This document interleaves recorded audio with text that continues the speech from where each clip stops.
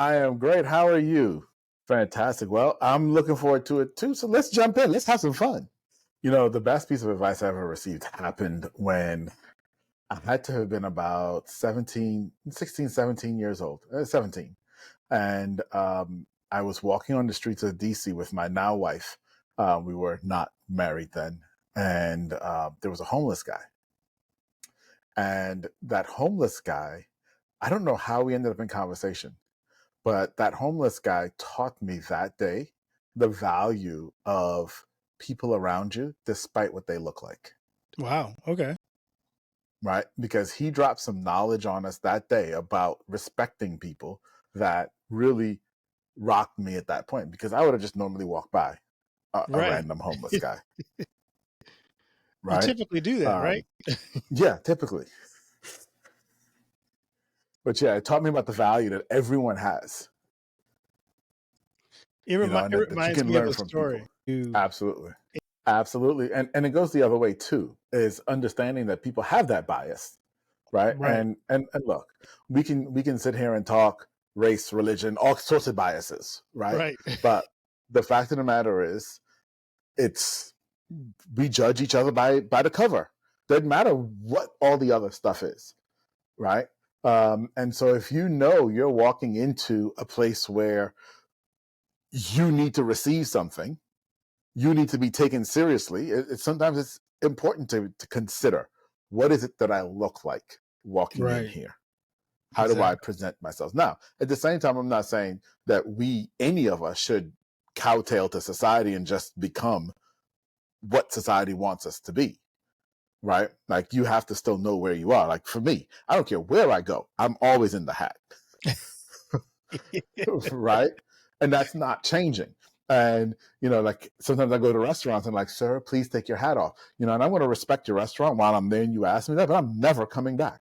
Right? Because you're not going to respect me for me. And that's Right. okay. To you. Yeah.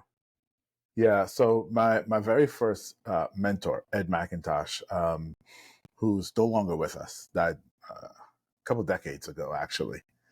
But I remember my first day of high school. And you do, in the summertime, high school orientation a couple days before school when you're a freshman, and they give you a schedule that you have to follow. And at the lunch part of the schedule, I was scheduled to meet with someone named Ed McIntosh, who was a teacher, and I was not happy about that because lunch is free time. Right. Like, and I don't need a mentor. Right, is what my naive 14-year-old brain thought. um, but Ed McIntosh became so much to me in terms of a guide, in terms of an example, in terms of a man, in terms of a leader, in terms of a follower.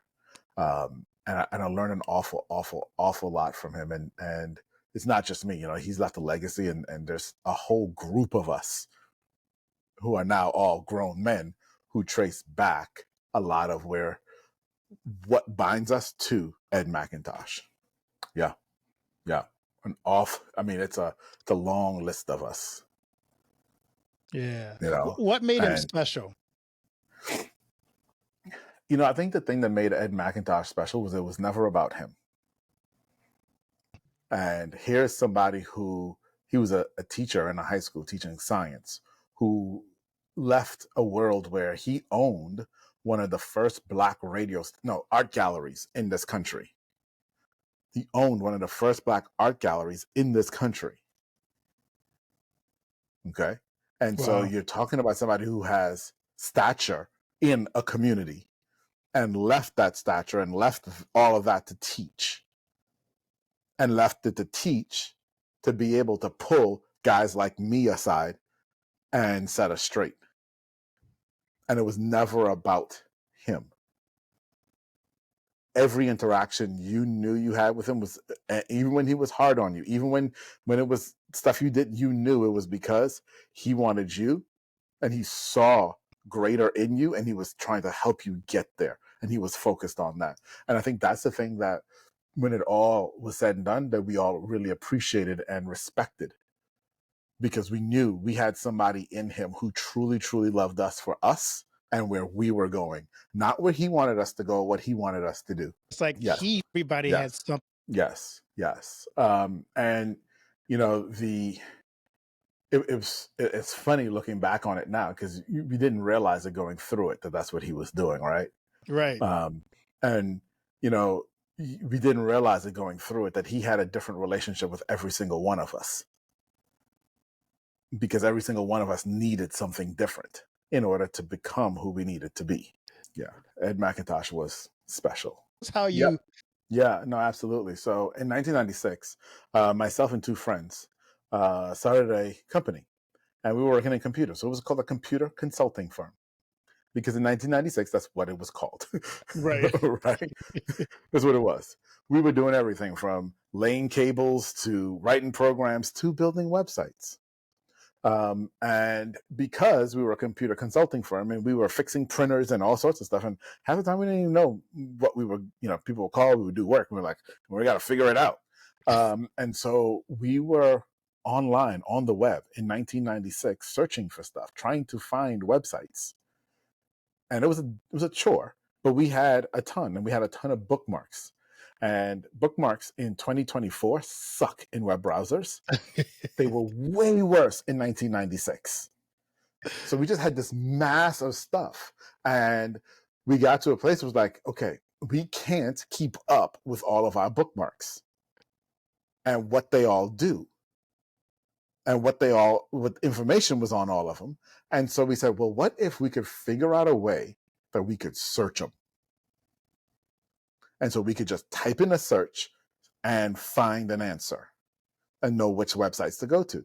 And so that was our very first search engine. And we had it online, actually. We were online before Google. That's Wow. my big claim to fame in life. We ended up making $2,500 off of our search engine. I would say we missed the mark by a little bit. But $2,500 in 1996, we thought we had done something. Right. You You know, had. we were kids. We were kids. We were on top of the world. Right. Right. But obviously, you know, it's one of those things where it's okay. So we kind of missed that boat, but missing that boat put us in a place where what we understood was how the search engine worked from the inside out. Okay. Within the next couple of years, my two business partners left, and it was just me running the company. And I ended up taking the company into the public sector and building systems for the government. We built systems for almost every government agency, every three-letter government agency out there, and we built search systems for all of them. Wow. Okay. And so from small to large, up to $10 million search systems we've built. And so that was kind of the genesis of it all there, because we understood people are searching. We've got the data. How do we give them the data that they want and make sure it's relevant? Guess what, y'all? That's called SEO. That's what SEO is all about, right? Right. Is making sure your stuff shows up. I left the public sector around 2005 and then came back private. And businesses were having a hard time ranking in Google because Google was having a hard time with its algorithm and needed to make changes. For anybody who knows the history, 2005 to 2007, Google made some major changes. I put a stake in the ground and said, well, I know exactly what they need to do to fix this. Now, Right. granted, they're doing it at a much bigger scale, but I understood theoretically what they needed to do to fix it internally in order to get better results. And so I said, well, if that's what they're going to do, then I'm going to bet that if we create content for our clients that told stories and took advantage of the way the algorithm thought, we can get them to rank on page one of Google. And so, yeah, we created that specification and it worked beautifully. And we've ranked thousands upon thousands upon tens of thousands of pages on page one of Google at this point. And then in 2020, we switched from written to video. And now we do 100% video. No, Advice. So tell us the waste of your behind the time. scenes. Wasted. That's what I figured. Absolute waste of your time. If you want to spend money that way, I will give you my Cash App. You can send it to me instead. Okay. No, but seriously, it is a waste of your time. And here's why. And so this is the fundamental truth. And so this is what we realized back in 2005, 2006, and the spec that I built way back then. And it is still 100% valid today because this is the fundamental understanding of what Google is attempting to accomplish. Okay. So let's not talk about SEO for a moment because SEO is a bit of a nebulous topic. But instead, let's talk about the fact that what you want to do is get eyeballs on your website, on your thing, whatever it is that you have out there. You want people looking at it. Right. And you want people looking at it who want to buy it. That's ultimately what we all want, right? Right. And that's called traffic. So what we're going to talk about is traffic. How do we generate traffic? Okay. The three keys to generating traffic. The first one is being obsessed with your customer. Understanding your customer better than they understand themselves, understanding what motivates them, what pain points they have, what brings them joy. Really and truly understanding your customer is the start. Because if you don't understand your customer, you can't get to step 2, which is a content strategy, which then tells you how to communicate to your customer and what to communicate to your customer. So many of us want to jump in and just start talking and sharing and and you're just creating noise. You're creating noise that nobody wants to listen to, not even your mama. Okay? And Right. what you want to do is start with understanding who your customer is and what they want to know. That's all that matters. In order to sell your thing, you have to tell your customers what they want to know. It doesn't matter what you care about. If they don't care about it, it doesn't matter. Right. So, first key to traffic, obsession with your customers. Second key to traffic, a content strategy. The bridge between those two is the pain points that your customers are in. Once you understand who they are and you understand their pains fuel your content strategy. You talk about what hurts them. Because ultimately, people only move to get out of pain. Makes sense. Ultimately. And it does make sense. But people like to argue too and say, oh, well, what about love? People move for love. No, you don't. Because when you fall in love, what do? You sit on the couch and watch Netflix all day. You don't get up. You don't get up until you get real hungry. Why did you get up? Because you got hungry? Because you had a pain in your gut. We move on pain. That's why pain links your obsession with your content strategy. And then the third piece, get this. The third piece of generating traffic is SEO. But SEO doesn't matter if you don't do the first two. And if you master the first two, SEO happens naturally. Get that. That's why those guys, doesn't it? Right? But that's why those guys were telling you, hey, $295 and we'll do your SEO, $695. No. If they're not starting with understanding an obsession of your customer and creating content strategy, they're wasting your time. Absolutely. Just send the cash app. I'll send you to my cash app. Just send me the money. Well, if you send it, well, the only thing I'll tell you about sending me the money versus sending Keith the money is if you send me the money, I guarantee I'm gonna get a plane ticket. I'm gonna come to you, and we're gonna go to dinner. Okay, so you don't get some of it back. No, he might take the money and run. I don't know. Come on now. Know what you're saying. Yeah, and that's the fundamental problem with, and sadly, a lot of agencies that are out there that don't actually understand principles. They understand tactics, right? And they aren't based in principles. And the other side of that is once you get stuck in tactics, you also get stuck in vanity metrics. Now, what am I talking about? Likes, shares, comments. Those are all vanity metrics, y'all. Right. Because let me be real with you. And people say, oh, but comments aren't a vanity metric. Yeah, I'm gonna tell you why it's a vanity metric. When was the last time the mortgage company called and said, oh, you don't got it this month? Just send me it in comments. You can't pay your mortgage in comments.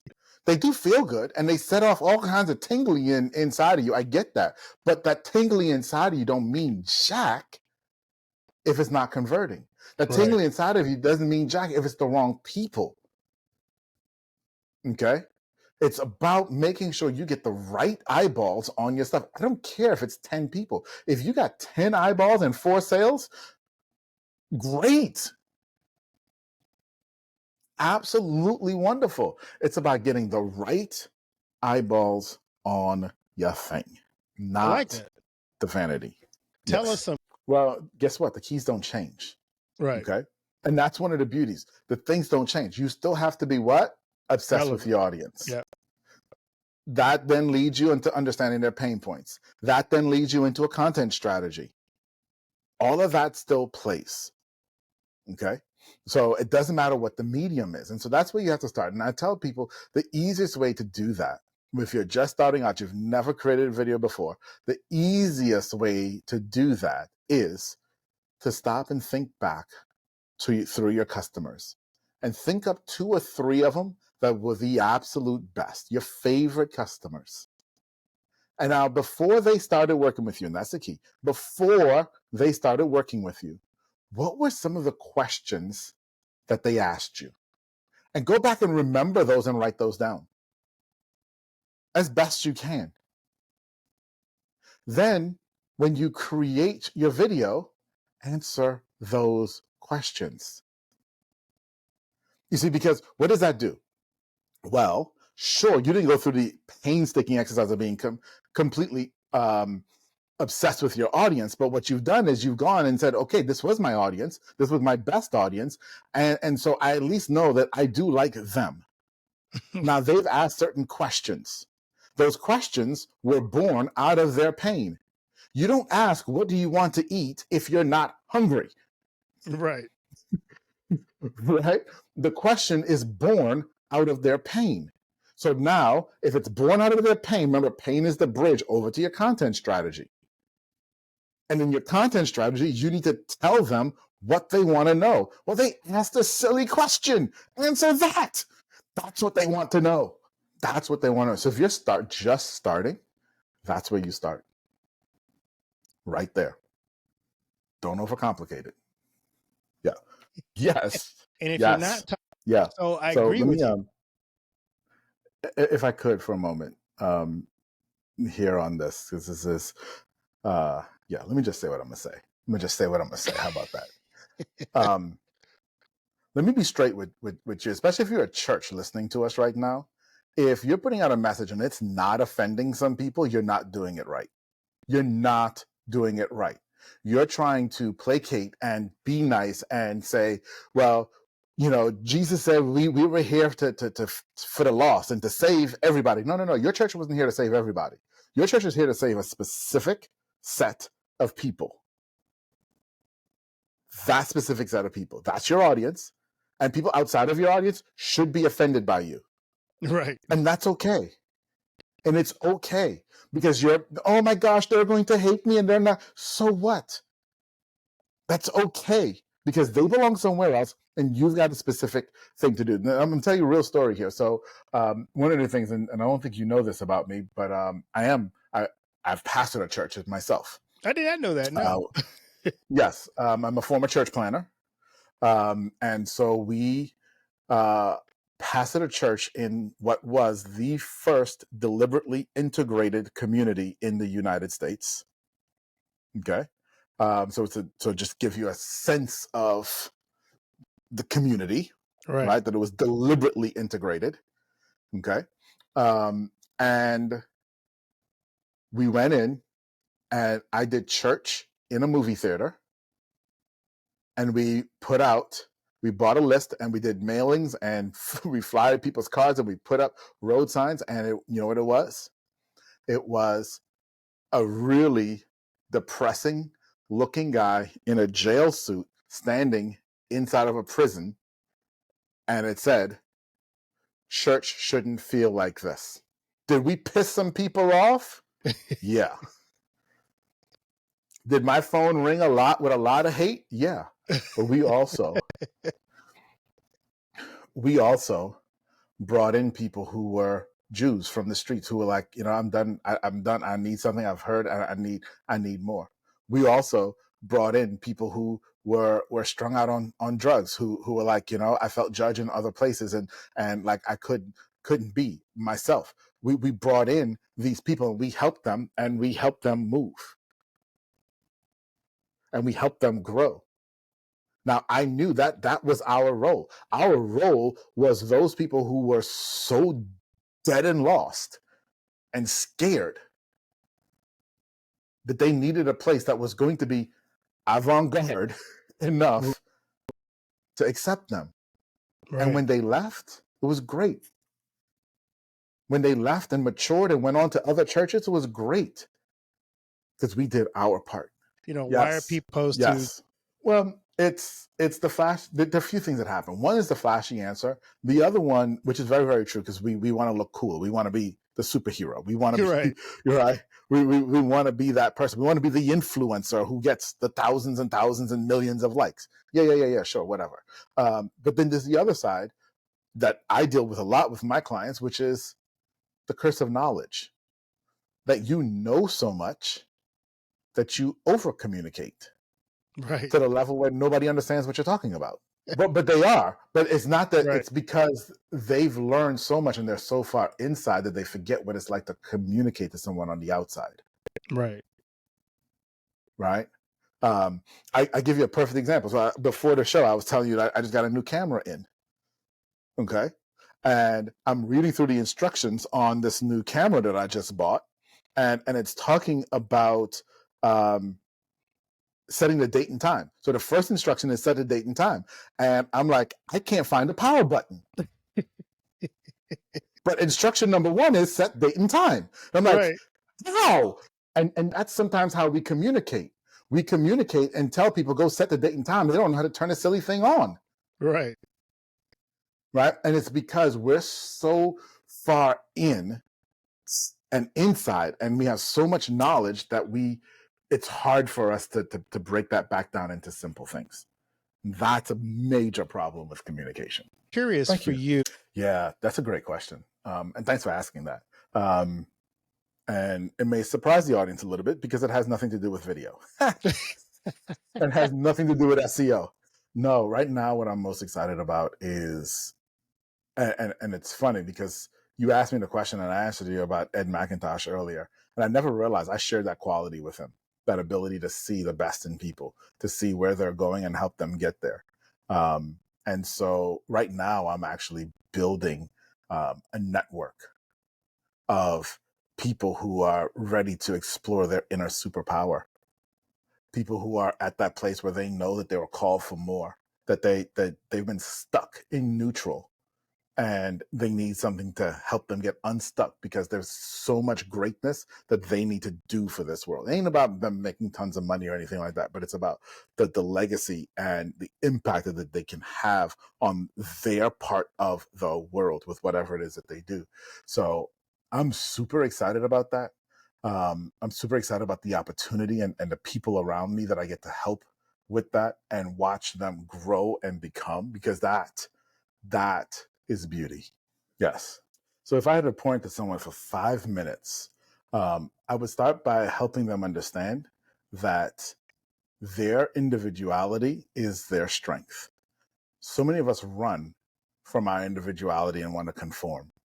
And what I mean by that is I've got a good friend who has a voice that makes Barry White sound like a teenager. Okay? Like a teenage boy crackling, right? And I'm like, dude, when you speak, you command the room and you're super intelligent. And he hates his voice. And he does in a room, he doesn't even like to ask a question out loud. Okay. And my point there is that's that thing that makes him super unique. That's that thing that will draw people unto him so that his message can get out. And he's got a great message to get out. And the thing about it is you know it like I do it. The Bible says it, right? The stone that the builder refuses shall always be the head cornerstone. And that's the thing. If I had 5 minutes with you, I would help you understand, what is that stone that you are refusing? What is that pain from your past that you think happened and you bury it down because you're ashamed of it? Because guess what? That is the thing. That is the catalyst. That is the beauty that everything you're supposed to be is going to be built on. Much work it takes every single time. Yes. That's why. Yes. You got to wrestle with it. And guess what? After you wrestle with it, probably your name will get changed. Yeah. How about that? Right. But that's, yeah, if I had the 5 minutes, that's where I'd spend, because that's where I spend time with people now, is really trying to create environments to help them recognize that thing that is your pain is your greatest strength. That thing that is your weakness is your greatest strength. That thing that you're ashamed of, right? And the thing that you have to create is born out of it. So I'm creating this network. And one of the things that is a cornerstone of this network is the concept of rest. And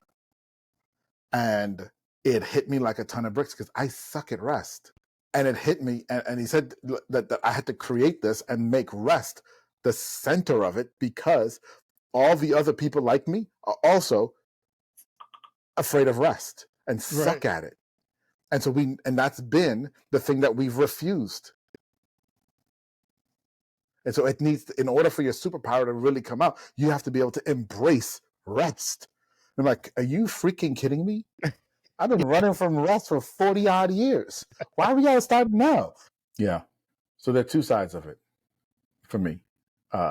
So number one, I wake up every single day with my company, the agency.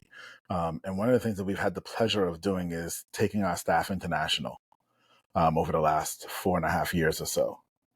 And I've completely fallen in love with the culture and the people of the Philippines.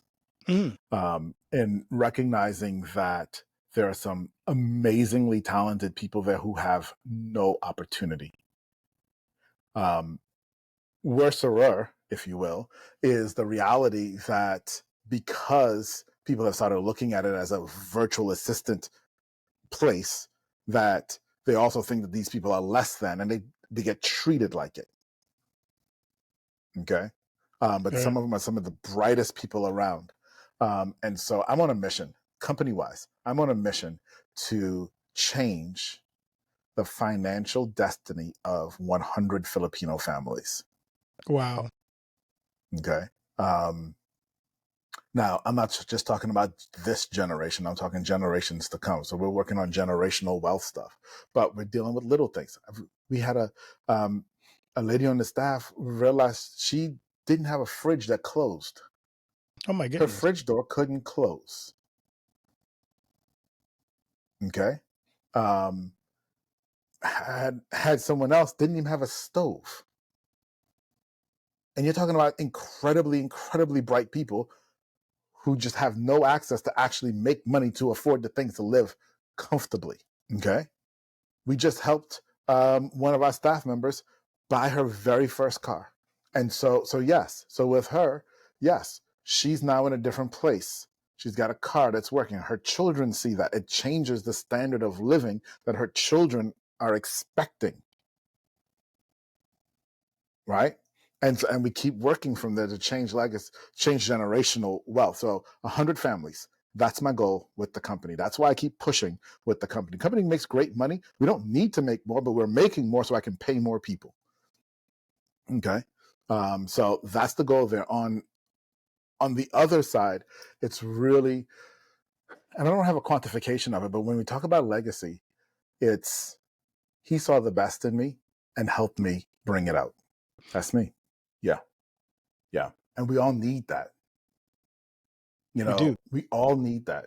And the reality of, so people look at superpowers, people look at superheroes, people look at movies, and you always see the hero. But understand that, and I'm not saying this to toot my horn because that's not the point, but understand that every hero needs a guide. Right. Every hero in every movie has a guide. I'm just here to be your guide. Yes, actually. Why video? because so many people are listening to us right now, and we started talking about video a little bit early, and we got off of video, so I'm going to go back to it in SEO. Right. And most of you are probably like, "Whew, I'm glad he got off of that crap because I ain't doing no video. I'm not getting on camera. You out your mind thinking I'm going to get on camera? You stupid." Yeah, that's probably what you thought. But listen, I'm glad that you're still here with us. I'm glad that you're still listening, and so I'm hoping that you hear me now on this. Okay, the future of marketing as a whole and in your industry is on video. Why? Because there is no medium that exists where you can connect one-on-one with someone and actually have them feel and understand you like video. That's number one. And people are craving that coming out of the last 5-6 years of fake news, election stuff, coronavirus, wherever you land politically, everyone is sick and tired. Right. That's the fact. No matter what side of the fence you're on. And everyone wants to connect with real people right now. And video allows you to do that. So that's number one. Number two, the war of video has been going on for a while between Google, TikTok, and Instagram. Okay. And that war is only going to intensify, and Google is doing more and more and more for it to intensify. It's almost impossible for you, any of you listening to me right now, I guarantee it, to go write a blog, put it on your website, and have it rank in the next 3 weeks on page one. It's almost impossible for any of you to do that. However, you can do that with video. You can create a video and end up on page one, which is something that you can't do any other way. The future is video. The time is now. Believe me, it's only going to get more and more and more expensive and harder and harder and harder to get in. Your competition isn't there yet. It's your time to actually grab the spotlight. So go grab it. Absolutely. So I probably opened up more questions than I answered today when we're talking about video and SEO. I already told you, I know you're a little bit pissed with me, and I probably didn't make it any better just now, but that probably leaves you with some questions. And I get it. I totally get it. Right? So here's what I want you to do. Go to meetatiba.com. That's meet, A-T-I, B as in boy, A.com. That's my first name, meetatiba.com. Once you do that, it's going to take you directly to my LinkedIn. When you get to LinkedIn, do not hit the follow button. Hit the connect button. Right? Go to more and come down to connect, and it will let you send me a message. Tell me you saw me here on Keith's show. Ask me your question. I want to talk to you one-on-one. Me and you. Send me a message. Let's talk. Thank you. Only scratch the surface. That would be my pleasure.